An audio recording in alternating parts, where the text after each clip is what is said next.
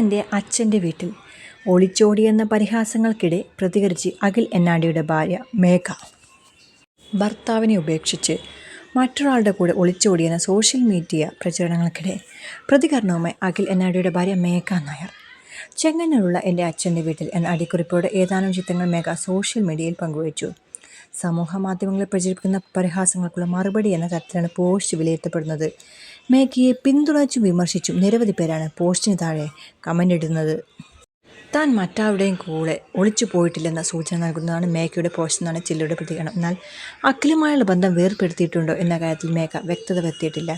പുതിയ പങ്കാളിയെക്കുറിച്ചോ പ്രണയബന്ധത്തെക്കുറിച്ചോ മേഘ പ്രതികരിച്ചിട്ടുമില്ല. അതേസമയം വിവാദങ്ങൾക്കിടെ അഖിൽ എന്നാടിയും പുതിയ റീലുമായി സോഷ്യൽ മീഡിയയിൽ സജീവമായി. ഫോട്ടോഗ്രാഫറുടെ വേഷത്തിലെത്തിയ റീലിൽ ഗൃഹപ്രവേശന ചടങ്ങിന് സുഹൃത്തിനെ ക്ഷണിക്കാനെത്തുന്ന രംഗമാണ് അവതരിപ്പിക്കുന്നത്. ചടങ്ങിന് വരുമ്പോൾ ക്യാമറ കൂടി കൊണ്ടുവരണമെന്ന് സുഹൃത്തിനോട് ആവശ്യപ്പെടുന്നതാണ് വീഡിയോയിലെ പ്രധാന ഭാഗം.